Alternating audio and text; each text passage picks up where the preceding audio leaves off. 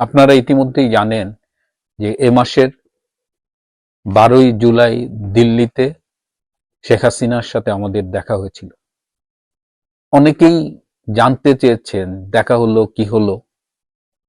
আমি এই নিয়ে কথা বলতে চাইনি, কিন্তু আপনাদের আকাঙ্ক্ষার প্রতি শ্রদ্ধা জানিয়ে আজকের এই পর্বটি করছি। ডিসেম্বরেই যাবার কথা ছিল, কিন্তু সময় মেলেনি। তো এবার যখন জুলাইয়ে আমি একটি কনফারেন্সে মালয়েশিয়ায় যাব ঠিক করেছি, তখন নেত্রীকে বললাম যে নেত্রী, আমি একটু দিল্লি আসতে চাই। কারণ ফোনে অনেক কথা হয়, কিন্তু সবকিছু বলা যায় না, কিছু কথা সামনাসামনি বলবার দরকার ছিল। তিনি বললেন যে আসো। তা আমি বললাম যে আমি 12 তারিখ থেকে 17 তারিখ পর্যন্ত অ্যাভেলেবেল। 12 তারিখ রবিবার হলে ভালো হয়, রবিবার ছুটির দিন। বললেন আমার তো ছুটি নেই, আমি তো প্রতিদিনই কাজ করি। যাই হোক, তিনি বললেন যে 12 তারিখ আসো। আমি বললাম যে আমি একা না, আমি অস্ট্রেলিয়া আরো কয়েকজনকে নিয়ে আসতে চাই। বললো ওদের নাম পাঠিয়ে দিও। তো তারপরে কথা হলো এবং আমি জিজ্ঞেস করলাম যে নেত্রী, আমি দিল্লি গিয়ে কার সাথে যোগাযোগ করব? বললাম যে কারোর সাথে যোগাযোগ করতে হবে না, আমি তোমাকে টাইম টু টাইম জানাবো। তো আমি মালয়েশিয়ায় কুয়ালালামপুরে বসে আছি, এই বুকিত বিনতাং এর একটা শপিং কমপ্লেক্সের বাইরে সিঁড়িতে বসে আছি। আমার বাচ্চারা, আমার বউ, ওরা ভেতরে কি সব টুকটাক কেনাকাটা করছে। আমি বাইরে বসে আছি, এই সময় দেখলাম যে পরপর কয়েকটা SMS এলো যে দিল্লিতে গিয়ে কার সাথে যোগাযোগ করতে হবে, কে আমাকে নিয়ে যাবে, কোথায় দাঁড়িয়ে থাকতে হবে, সব নির্দেশনা দেওয়া আছে। তা আমার তো মনটা ভালো হয়ে গেল। আমি অস্ট্রেলিয়া জানিয়ে দিলাম এবং সবাই টিকিট টিকিট কাটলো। তো আমরা খুব, যেখান থেকে আমাদের পিক করা হবে তার কাছাকাছি একটা হোটেলে ছিলাম। তো আগের দিন নেত্রীর প্রোটোকল অফিসার যোগাযোগ করলেন, বললেন যে 10:30টায় একটা জায়গায় থাকতে, সেখান থেকে আমাদের পিক করবে। তো ওই দিন আমাদের অস্ট্রেলিয়া থেকে আমরা 4 জন গিয়েছিলাম দেখা করতে। এর বাইরেও আওয়ামী লীগ, মহিলা আওয়ামী লীগ বা অন্যান্য মিলিয়ে আরো 8 জনের দেখা করার কথা ছিল। তো আমাকে যে SMS টা পাঠানো হয়েছে সেখানে বলা হয়েছে 10:30টায় আমাদের পিক করা হবে। অন্যদের বলা হয়েছে 11:30টায় পিক করা হবে। তো স্বভাবতই ওখানে একটা কনফিউশন ছিল, কারণ আমাদের সাথে প্রাক্তন মন্ত্রী ছিলেন, প্রাক্তন MP ছিলেন, অনেক হাই প্রোফাইল ছিলেন, আমরাই সবচেয়ে লো প্রোফাইলের ছিলাম ওখানে জানা যায়। তো হয়তো অনেকে ভেবেছে যে হয়তো ভুল হয়েছে কোথাও। তা আমি বললাম না, আমি 10:30টাতেই যাব। তো আমার টিম নিয়ে আমরা 4 জন 10:30টায় গেলাম। সেখান থেকে স্ট্রিক্ট ফর্মালিটিস, কোন রকমের ডিভাইস নেওয়া যাবে না, মোবাইল, স্মার্ট ওয়াচ, কোনো মানে খুবই, এই জায়গা থেকে বোঝা গেল স্ট্রিক্ট সিকিউরিটি। এবং সেই সিকিউরিটি শেষে আমরা গাড়িতে উঠলাম এবং বোঝাই গেল যে গাড়িটা বেশ ঘুরে তার গন্তব্যে পৌঁছলো। একটা দোতলা বাড়ি, সেখানে আরেক দফা চেক। এবং আমরা নেত্রীর জন্য তার খুব পছন্দের একটা চকলেট নিয়ে গিয়েছিলাম, তো সেটি হ্যান্ড ওভার করলাম। আর কিছু রিপোর্ট নিয়ে গেছিলাম, সেগুলো দিলাম। দিয়ে আমরা ড্রয়িং রুমে বসলাম। তারপরে তো নেত্রী এলেন, the same old known Sheikh Hasina, যে শেখ হাসিনাকে আমরা দেখে অভ্যস্ত, চিনেছি, ঠিক সেই মানুষটা। এই যে বাংলাদেশের এত কিছু হয়ে গেল, যেটাকে আমি বলি ইতিহাসের নির্মম একটা বাঁক, কিন্তু এই মানুষটার দৃঢ়তা দেখে বোঝার কোনো উপায় নাই যে এত ঝড় বয়ে গেছে তার উপর দিয়ে। অনেকেই আমাকে জিজ্ঞেস করেন যে তিনি কেমন আছেন। আমি কিন্তু যতদিন তার সাথে কথা বলেছি, আমি সবসময় জিজ্ঞেস করেছি তার শারীরিক অবস্থা এবং তার মানসিক অবস্থা। হয়তো আমি ডাক্তার হিসেবেই এটা বলেছি এবং তিনি প্রতিবার কিন্তু লক্ষ্মী মেয়ের মতো আমার এই প্রশ্নগুলোর জবাব দিয়েছেন।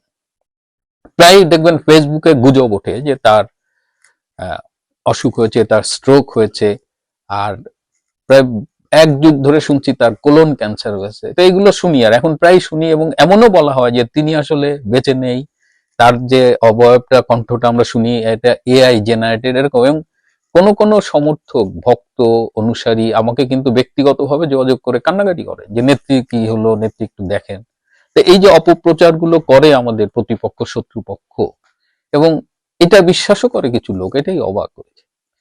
তো নেত্রী হেলথ ওয়াইজ একদম ভালো আছেন, এবং কদিন আগেই তিনি আমাকে বলেছিলেন দিল্লি যাওয়ার আগে যে গত 2 বছরে তিনি যে ভারতে অবস্থান করছেন এই সময় মাত্র 2 দিন তিনি একটু সর্দিতে ভুগেছিলেন, এছাড়া কোনো রকমের হেলথ হ্যাজার্ড বা কোনো অসুখ বিসুখ হয়নি আল্লাহর রহমতে।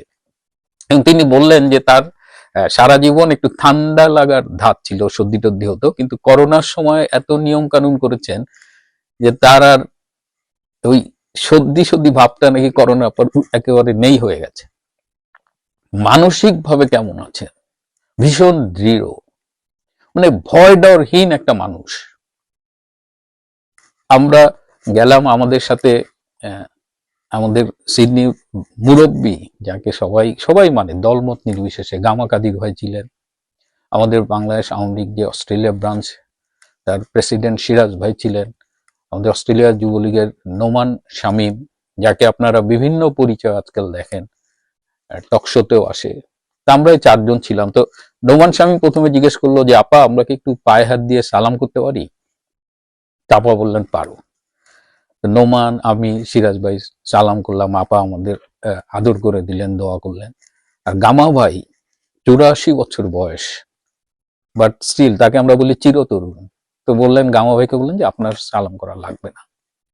তো তারপর শুরুতে উনি বললেন যে মিল্টন তোমার কি কথা আছে বলো। তো আমরা বাকি 3 জন বসে আছে, আমি ওনার কাছের চেয়ারটা নিয়ে গিয়ে আমি লিখে নিয়ে গিয়েছিলাম, আমার 6 মিনিটের একটা প্রস্তুতি ছিল। তো আমি প্রায় 15 মিনিট ওনার সাথে ব্যক্তিগত বিষয়গুলো আলাপ করলাম, মানে যে বিষয়গুলো নিয়ে আমি আসলে কথা বলতে চেয়েছিলাম সামনাসামনি সেগুলো বলেছি, এবং উনি আমার প্রত্যেকটা প্রশ্নের জবাব দিয়েছেন। আমি যা জানতে চেয়েছি ওনার মন্তব্য, ওনার পরামর্শ সব দিয়েছেন।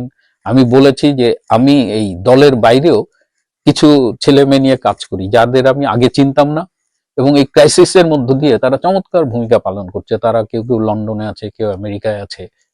তো এদের নামগুলো আমি বলেছি, আবার কিছু রিপোর্ট এগুলো বলেছি।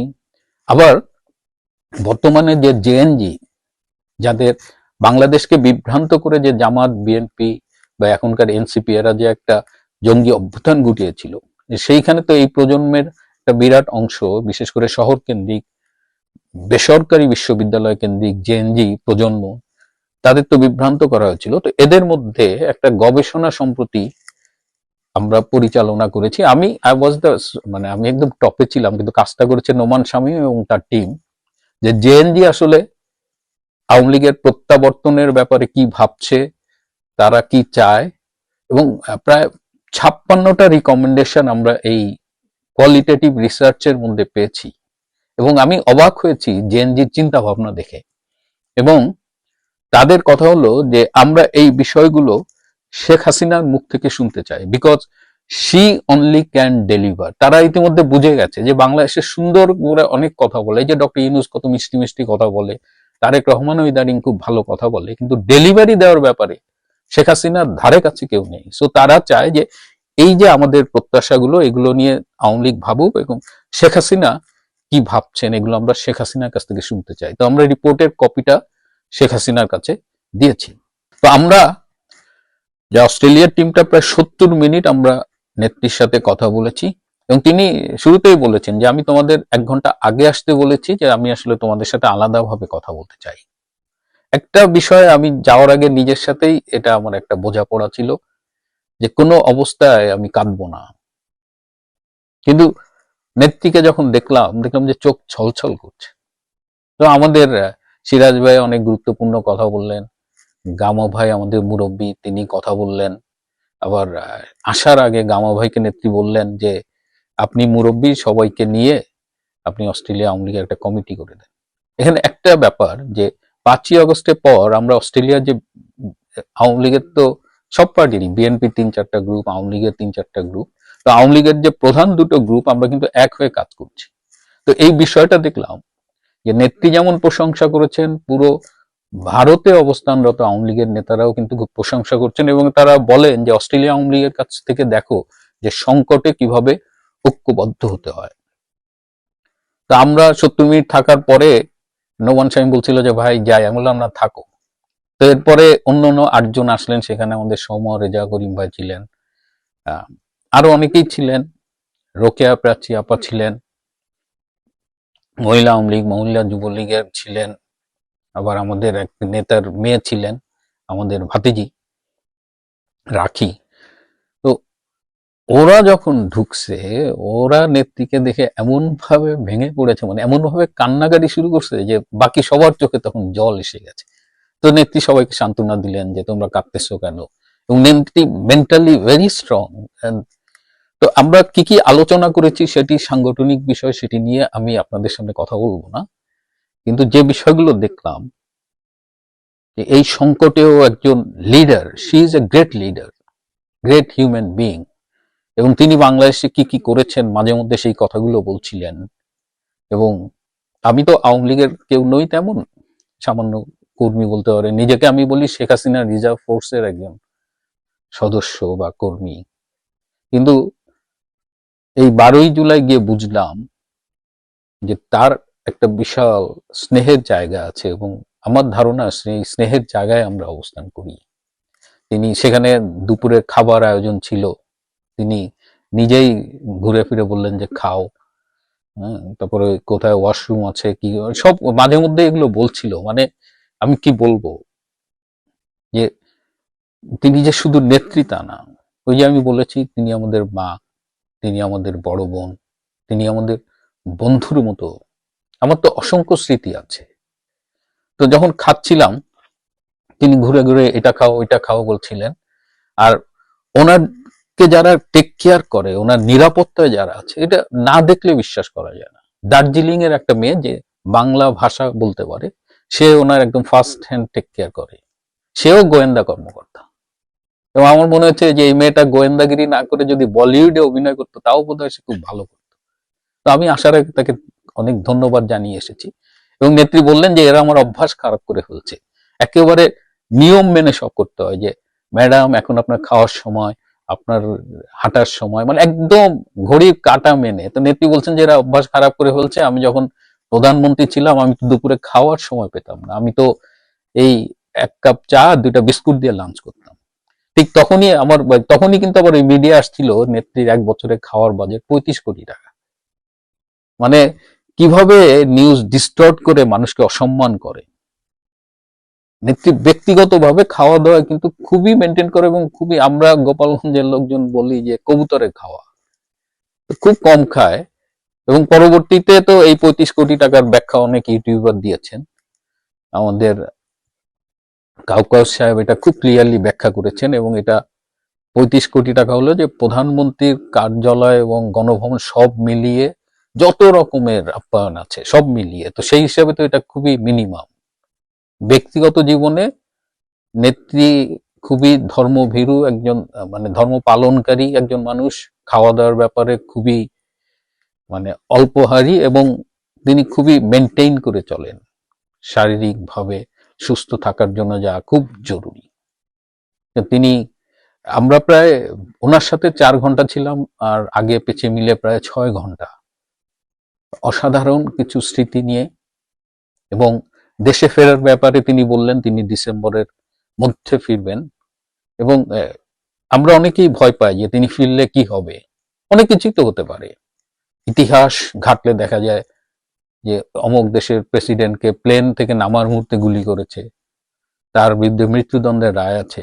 কিন্তু শেখ হাসিনাকে দেখলাম যে তার চোখে ন্যূনতম কোনো ভয় ডর নেই, নির্ভীক সাহসী একটা মানুষ। এরকম একটা সাহসী নেত্রী, সাহসী মানুষ, নির্ভীক মানুষ, তাকে, তিনি যদি দেশে ফেরার ব্যাপারে সিদ্ধান্ত নিয়ে থাকেন তাকে তো ঠেকানো কঠিন। বাংলাদেশ সরকারের মধ্যে কিন্তু কাপাকাপি শুরু হয়ে গেছে কিভাবে তাকে ঠেকানো যায়, এটা নিয়েই তাদের এখন দিন কাটে, রাত কাটে। তো এই হলো দিল্লি সফর। নেত্রী ভালো আছেন, নেত্রী এখনো বাংলাদেশের কথা ভাবেন। এই যে এত কিছু হলো, তার প্রতি এত অসম্মান, আওয়ামী লীগের প্রতি এত নির্যাতন, তারপরেও তিনি বলেন যে আমি বাংলাদেশে ফিরবো, বাংলাদেশের মানুষের কাছে ফিরবো। আমি প্রতিশোধ নেবার জন্য ফিরব না। কি অসাধারণ উক্তি। এবং তিনি বলেছেন যে আমি কেবলমাত্র বাংলাদেশের মানুষের কাছে দায়বদ্ধ। বাংলাদেশের মানুষ যে রায় দেবে আমার ব্যাপারে, তারা যে সিদ্ধান্ত দেবে তাই আমি মাথা পেতে নেব। এমন জনদরদী নেত্রী বাংলাদেশ সেই বঙ্গবন্ধুর পরে আর পেয়েছে কিনা আমার ধারণা নেই। অসাধারণ একটা দিন, আমার জীবনের অসাধারণ দিন 12ই জুলাই। আমি যতদিন বেঁচে থাকবো আমার এখনো চোখের সামনে সেই দৃশ্যটি, যে তিনি দরজা খুলে ঢুকলেন এবং কি যে মায়া, কি যে আদর, কি যে স্নেহ, এটা আসলে আই ক্যান্ট এক্সপ্রেস। আমার সাথে গামা ভাই ছিলেন, গামা ভাইয়ের খুব ইচ্ছে ছিল যে নেত্রীর সাথে এভাবে একটু সামনাসামনি কথা বলবেন।